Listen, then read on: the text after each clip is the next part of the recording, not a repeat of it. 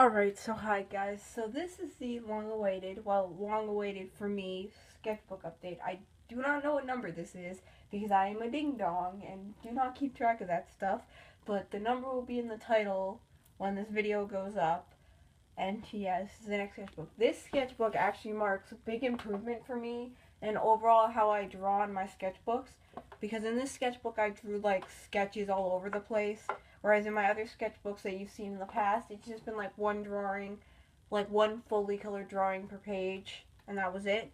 But this one's quite different, and I like the way I went with this. I treated this more like a sketchbook rather than like finished works in a book, which is how my other sketchbooks kind of looked to me. I like this one though more because of that, and yeah. And people who I've showed this sketchbook to on my Instagram live streams seem to really like it. And my friends have agreed that this sketchbook was a big improvement for me, and just people on Instagram seem to think that, so yeah. On the front of the sketchbook, we have stickers. We have a Harry Potter sticker. We have rainbow stickers because gay support, I guess, and just because I have rainbow stickers from a million years ago. Superman, other stickers, cat. This is supposed to represent the finger because I'm edgy. A fortune cookie, fortune that says killing time, murders opportunities, Copic brush thingy that I got with a Copic marker order, SpongeBob, yellow and blue skulls which represent Nixon. On the inside we have more stickers. We have like these really cute puffy stickers. This one smells like watermelons.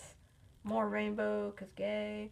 I copyrighted my own sketchbook because I'm that trashy. And yeah, let's just start.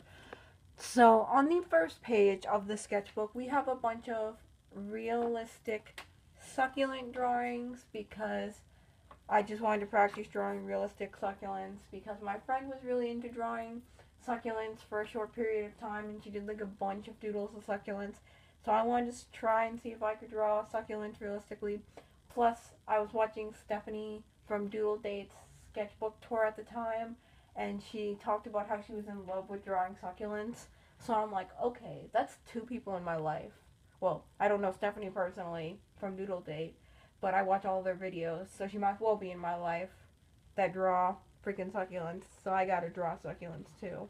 Plus, it was kind of like trendy at the time for a short period of time, where all the artists were just like, have succulent drawings, succulent everywhere. And I'm like, I'm gonna suck that succulent.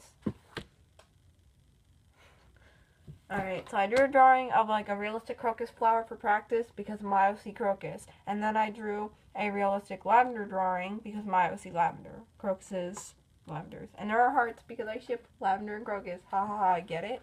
I'm so funny. No, I'm not. And then here are some realistic studies. Some of these were just things that I practiced drawing because I had a random drawing prompt, and it was like a random drawing prompt where it prompted out like 5 different items at a time, and I just decided to draw them. It would be like wishbone and like just random objects, we'll say, not like real life things like mouth, nose, just like still life objects. Yeah, still life objects. And yeah, that's what I did here. Pretty self-explanatory. Then we have some more of that. Haha, this is actually a Nintendo 3DS, and it's like the exact Nintendo 3DS I have because I found it. I found a photo on the internet that was legit the DS that I had, so I was just like, oh, I'm drawing that. Then we have probably one of my favorite drawings in the whole sketchbook of Olkson ever, and maybe one of my favorite drawings of Olkson, period, because it really captures Olkson's Olksonness and his adorableness. That's gonna be quoted. Me just saying Olkson's Olksonness is gonna be quoted. Anyways, I think this captures Olkson's adorableness, and I even wrote adorable up top, and it's just so cute and adorable, and he has like a little flower crown. And then the character next to Olkson is actually me and my friend Noodle Raymond's first ever OC to ever exist. I found her in my my very first sketchbook ever, which, by the way, if you want a sketchbook tour of, comment that down below. But I was looking through the very first sketchbook I ever had, and I found a drawing that me and my friend Noodle Raymond, like, collaborated on to make an OC with. She drew out the OC, and I told her how I wanted the OC to look like and stuff. We collaborated, so this is technically the first ever OC me and Noodle Raymond had. We had other OCs before this, but this is the first one drawn out on paper and documented on actual paper that still exists, because I have the paper. Yeah, she drew it in my sketchbook, so I took it. Because anything that's in my sketchbook is mine. But anyways, this isn't something that some kid in our camp drew on this page because she wanted to, just as a joke. She was kind of like my art camp friend, so yeah. And then this is a drawing of One Hell of a Butler's OC Sebastian. Not Sebastian. Her OC is not Sebastian. No, she's gonna kill me. Her OC Hamilton. Boy, One Hell of a Butler, if you're watching this, I know his name is Hamilton, but you know I always call him Sebastian. It's a struggle for me. And any of the OC, well, any of the Instagram usernames I mention, because like Noodle Raymond, One Hell of a Butler, they're all Instagram usernames for my friends who have Instagrams and stuff. I'll put their links in the description for their Instagram, or just put their Instagrams down below, whichever I decide to do, link, or the Instagram. Yeah, it'll all be down below with credit, because I've done a lot of OC fan art in this sketchbook, well, a decent amount. So anyways, this is a drawing that I did for Pride Month, and I did this for Pride Month in June of my OC Olsen and Nick together, Nixon, because I wanted to draw Nixon for Pride Month. And this is actually the drawing that I think marks my improvement, and from this point on, you'll see like a huge mass improvement, even though you might have seen an improvement with the sketches before, because I kind of didn't draw 100% in order for this sketchbook. I started off going in order, then I went back to blank pages and drew on those. So yeah, that's why the art might look crappy in some spots and then better in others. You know, I kind of went around. I should have mentioned that. But yeah, this was for Pride Month, and so many people on my Instagram like this. It has like 30-something likes. My Nixon art gets so much likes and attention that it just makes me cry. And to be realistic, that's probably why I keep drawing Olsen and Nick and Nixon, because people on my Instagram just love it to pieces, and I don't understand why. Probably because it's gay, and no other reason other than it's gay. I'm sorry, I don't know. Gay might be an offensive term, I'm sorry. I say gay, so there you go. And then we have Brigon, which is Bridget and Ron's ship, and then you have Ron down below. I don't know. I just doodled this while listening to some songs that reminded me of them. They were like, I don't even remember what band, but they were like songs that reminded me of their ship. And yeah, I know one of those songs was Beetlebum by Blur. Yeah, Blur. Okay, I was listening to Blur songs that remind me of them. Lapis Lazuli, because someone in a live stream requested it. This is Ron's mom, who doesn't have a name yet. Her name is just Ron's mom. And I was doing a role play about her, so yeah, that's why I do this. Didn't like this sketch. And then this is a doodle that I decided to do of Olsen's mom, but it's like Olsen's mom in chibi form, because realistically speaking, these are not accurate proportions to how tall she would be. She just looks like a little chibi kid, and I doodled this really quickly, so I didn't care about how tall she was or how proportionally accurate it is. So we're gonna call this a chibi doodle of Olsen's mom. Olsen's mom's name is Maria, I think, or something like that, so she actually has a name. I just refer to her as Olsen's mom, so then you know who she is as a character. And then here is One Hell of a Butler's other OC. I wanted to say Hamilton again, but her other OC, Alice. This is the only drawing I did of Alice in this sketchbook, and like the only drawing, well, I did one other drawing of Alice after this, and then never drew Alice again, because I can't draw One Hell of a Butler's OC Alice for shit, so please. I was re-updating Olsen's gender bent design. So this is Olsen's new gender bent design. So this is Oakley, Olsen's gender bent form, new design. And I like this one much better than the old one. This is a drawing I have of Victor that may or may not become his canon name. A lot about this character is subject to change. I haven't set anything down in stone for this character yet, except that he's going to play as Sophia's love interest. Other than him playing as Sophia's love interest, legit everything about him is subject to change in one way or another if I decide to, because I'm very on the fence about him as a character. But for now, I've been calling him Victor. I don't know. I've just been very questionable about how I want him to work. I need to, like, develop him.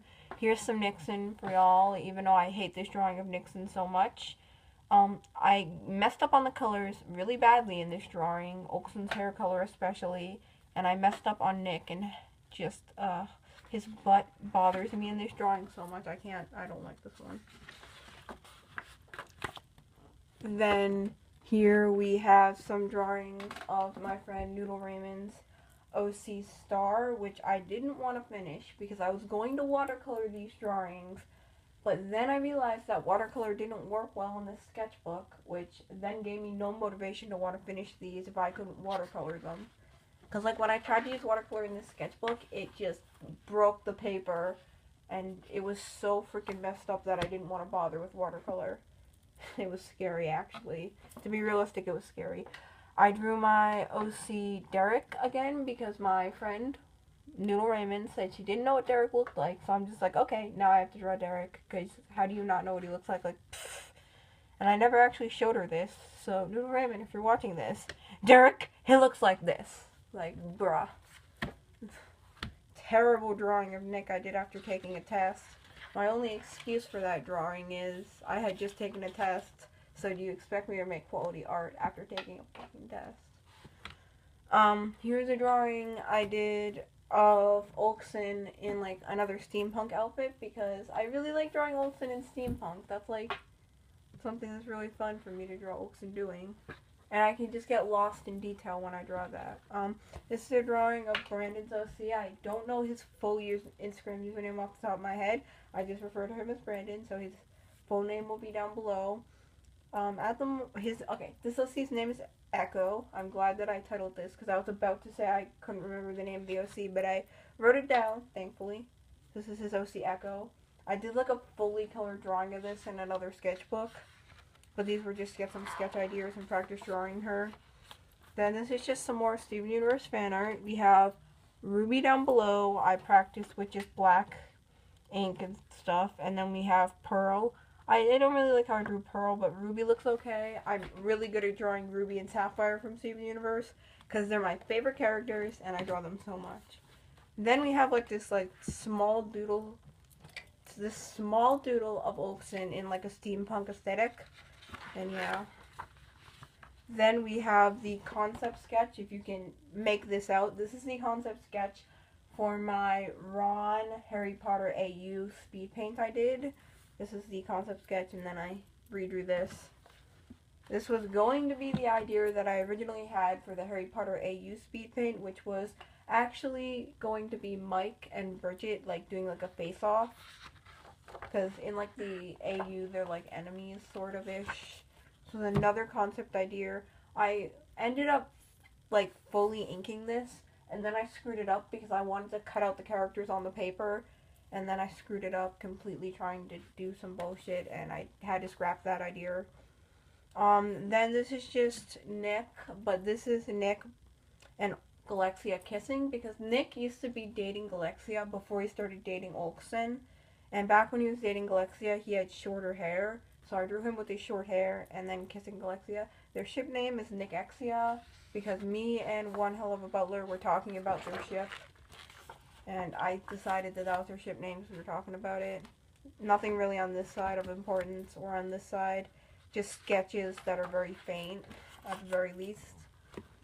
Then we have this drawing here of some stuff from that random generator, you know, that generates the random still life prompts. I got generated a bangled bracelet, a regular bracelet, and then I just drew a bead. I also just drew, like, something that was hanging off my bracelet. And then I got generated a candle, some more beads. And the last thing I got generated were pickle jars. What's a pickle jar? AKA Murdoch. I actually labeled that pickle jar / Murdoch. And do this. And I wanted to practice drawing, like, still life stuff with all marker, like, in marker, because, oh gosh, I can't remember off the top of my head his name because I'm stupid, but the creator of Fairly Odd Parents, Butch Hartman, okay, Butch Hartman, he suggested, because he has a YouTube account, and he suggested that you draw in purely marker because it was good practice, so I decided to take his advice and try and do that. Then we have a thing. This was going to be for an AU where I humanize Ruby and Sapphire because they're aliens. Well, they're like human.